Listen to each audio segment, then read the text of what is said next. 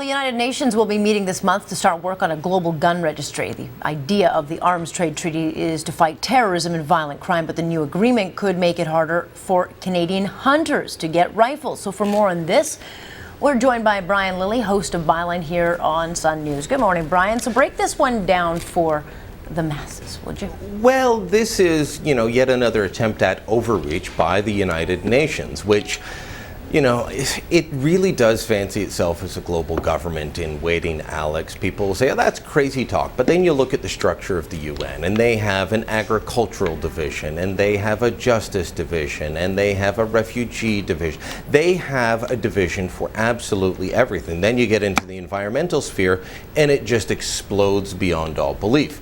But specifically the Arms Trade Treaty, they have decided that they want to control the sale of weapons around the world. At first glance, you might say, hey, sounds good. We don't want weapons falling into the hands of terrorists. But some of the current language being bandied about for this Arms Trade Treaty, which hopefully Canada will not sign on to, says that it would be against international law to sell weapons to any non-state actor.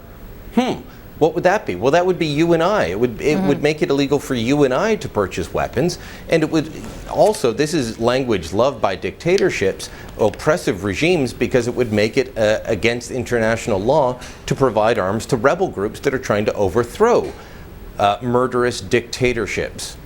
I would think the Americans, despite the fact that Obama was, I guess, in some kind of agreement, I think a lot of Americans would have a big problem with this as well.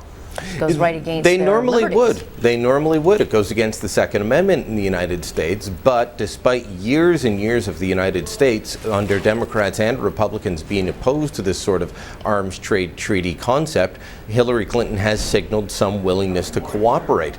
Now, this would, if the language stands, and there are lobby groups funded by the federal government in Canada that are pushing for the language to stand, and there are groups that are pushing for it to be changed, if it stands, it would make it extremely onerous to import weapons from anywhere in the world into Canada, even for sport shooting and hunting.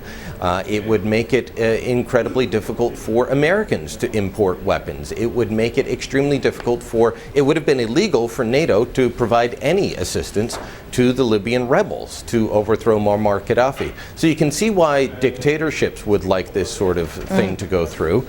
And you combine that with people that just want to, well, if we just stop weapons from existing, then everything will be fine. You combine those two groups and you end up with a very dangerous situation, actually. Yeah, but then look at Russia, China, Germany, France, Britain. These countries make a lot of money off of this trade. They They're do. Not gonna I can't imagine that they're not pushing back. Well, there's always different factions within countries, and some would like it to go forward, and some wouldn't.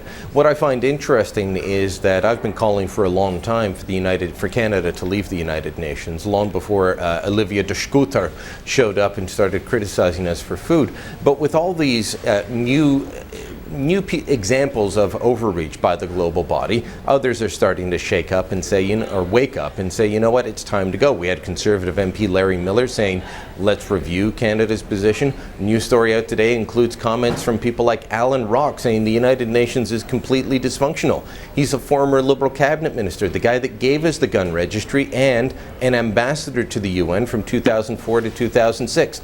Lloyd Axworthy, big fan of the UN, talking about how it is a dysfunctional organization that doesn't work the way it should anymore. People are starting to realize there's problems with the UN and how it operates, and that it's getting too big for its britches. And so where's Harper's stance on this? On the arms trade treaty, Canada has been pushing back on some levels for changes to the language. My fear is that they will sign on the way they did to the Rio Plus 20 declaration on the environment without fully reading it, because the bureaucrats tell the minister that it's good. You've got to read through these documents carefully, and then when it references some other obscure UN document, go and read that one. Otherwise, you end up signing on to things that actually go against Canadian law. And fundamentally, Canadians want Canadian law to be written and passed by Canadians, not by some busybody bureaucrat in New York or Geneva. And just before we let you go, so which ministries would then be in touch or would be in charge of watching this? It would be Vic Taves, Safety. Foreign Affairs Minister John Baird and Public Safety Minister Vic Taves would be the 2-point men on this. All right.